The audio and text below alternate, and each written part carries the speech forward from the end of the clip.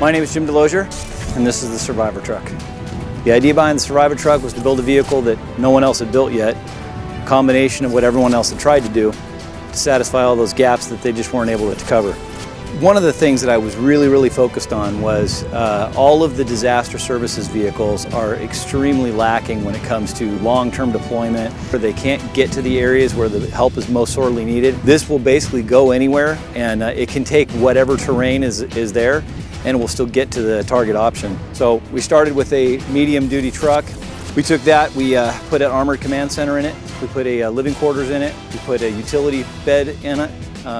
We combined all of that with some very sophisticated electronics and wiring, a lot of power, a lot of amperage, a lot of batteries, and able to sustain us for a long period of time, regardless of what's going on. We have a lot of technology on the Survivor Truck, ruggedized technology that has to survive when other things will fail. Inside this kit here, we have a Toughbook 31, very durable. It's basically the heart of the kit. It's a command center in a box.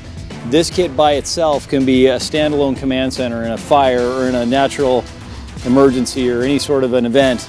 But this is a redundant system so that you can put the vehicle in one place, you can put this in another vehicle or remotely in a camp, you can put that in another vehicle, and then we have a series of these that we drop around that each has a camera attached to it that goes back to the Wi-Fi cloud and is monitored throughout these kits. One of the most important things about the Survivor Truck is the mobile technology. This is a Panasonic FZG1. With this, I can control all of the cameras that I'm looking at that are in the drop kits, in the command center. I can see what's in the cab. I can communicate with other people. I can monitor what's going on in the whole environment. Before we had something like this, you basically had to be with the equipment.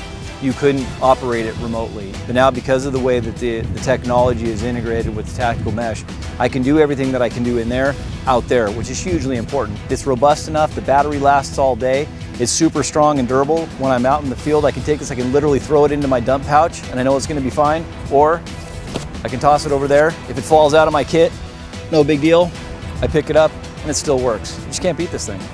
In an environment like this, austere environments, complex environments where there's a lot of moving and shaking and running and dropping and all the stuff that's going on, any consumer device is definitely not going to survive. There's no consumer device that has the computing power and the rugged, the durability, the battery life that this has. You just can't accomplish it without something like this.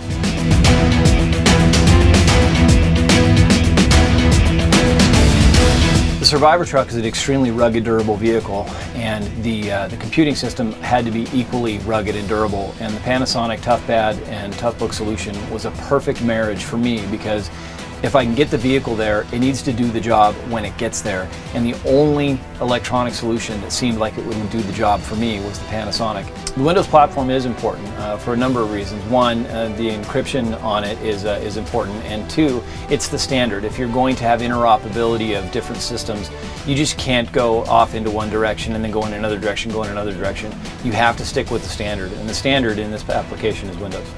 The technology, being that it's robust and it's used by the military and law enforcement and fire, are all important to me, because I don't know where this vehicle is going to go, whether it could be a warfighter or it could be in a fire, it could be a law enforcement or border patrol or humanitarian. There's no limit to the types of engagements this vehicle can be caught up in, and it was really important to have a computing system that's going to be able to do what I need it to do every time I need it to do it. It doesn't do me any good if I show up and it doesn't work, so I need to make sure that when I get there, not only does the technology there, but it's robust and rugged enough to handle the situation, whatever it is.